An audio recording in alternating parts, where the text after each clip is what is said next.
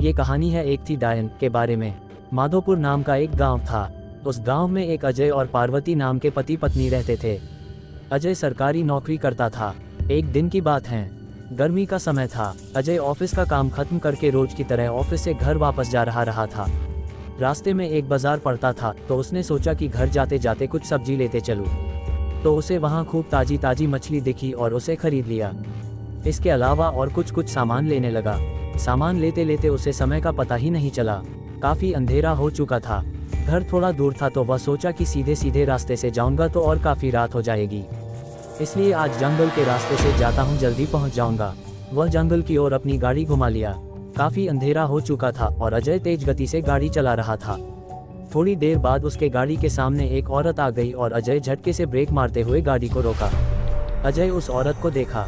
वह औरत बड़ी सी घूंघट डाल रखी थी और जोर जोर से रो रही थी। अजय उससे पूछा कि कौन हो तुम और तुम्हारा घर कहाँ है, इतनी रात को इस घने जंगल में क्या कर रही हो। लेकिन वह अजय के कोई भी सवाल का जवाब नहीं दे रही थी और बस रोए जा रही थी। उसके रोने से ऐसा लग रहा था कि पूरा जंगल ही गूंज रहा है। अजय ने सोचा कि शायद किसी मजदूर की पत्नी होंगी जो रास्ता भटक गई हैं। रास्ता बहुत ही सुनसान था, इसलिए उसने सोचा कि इस औरत की मदद किया जाए। फिर अजय ने बोला कि तुम मेरे साथ मेरे घर चलो, सुबह होते ही तुम्हें तुम्हारे घर छोड़ दूंगा। वह अजय के साथ घर चलने के लिए तैयार हो गई और गाड़ी के पीछे बैठ गई। रीति रिवाज के कारण उसने अपने सिर पर घूंघट डाल रखा था, जिसकी वजह से उसका चेहरा छुपा हुआ था। काफी रात हो गया था तो घर पर अजय की पत्नी उसका इंतजार कर रही थी। जैसे ही घर के बाहर गाड़ी की आवाज सुनाई दी, वैसे ही पार्वती दौड़कर बाहर आई। उसने अजय के साथ एक औरत को देखा तो उसने अजय से पूछने लगी कि ये कौन जो तुम्हारे साथ आई है। अजय ने सारी कहानी पार्वती को बताया। पार्वती की तबीयत थोड़ी खराब थी, इसलिए वह खाना नहीं बना पाई थी। तो अजय ने बोला तुम आराम करो, आज का खाना यही बना देगी। लेकिन पार्वती को उस औरत पर शक हो गया था। उसे लगा कि ये कोई साधारण औरत तो लग नहीं रही है, शायद ये कोई चोरनी होगी जो चालाकी से घर का सामान चुराने आई है। पार्वती ने इसे अपना रसोई घर दिखाया और बोली मौसम बहुत खराब हो रहा है, तुम जल्दी से खाना बना लो।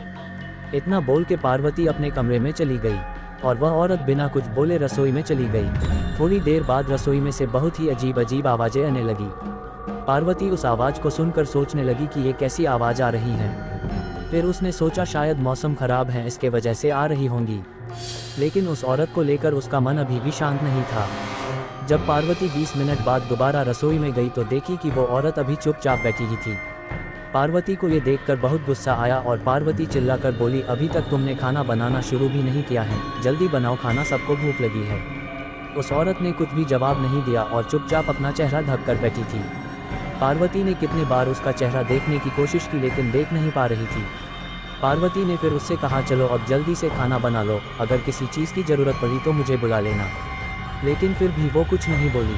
पार्वती को लगा कि शायद ये अनजान लोग से डर रही हैं, इसलिए नहीं बोल रही हैं। पार्वती रसोई से चली गई, लेकिन जब 10 मिनट बाद वह फिर जब वापस आई तो रसोई का दृश्य देखकर डर गई। उसके पैर वही जम गए और उसके गले से आवाज भी नहीं निकल रही थी। उसने देखा कि वह औरत रसोई घर के बीचों बीच में बैठकर दोनों पैर फैलाकर कच्ची मछलियां खा रही हैं। उसके सिर का घूंघट भी उतरा हुआ था। उसका चेहरा बेहद डरावना था। बाल बहुत बड़े बड़े और सफ़ेद थे, नाखून भी बहुत काले थे। वो मछली खाने में इतनी व्यस्त थी कि वो पार्वती को देख ही नहीं रही थी। पार्वती उसे देखकर चिल्लाई नहीं कि और ज्यादा अपना खतरनाक रूप ना बना ले।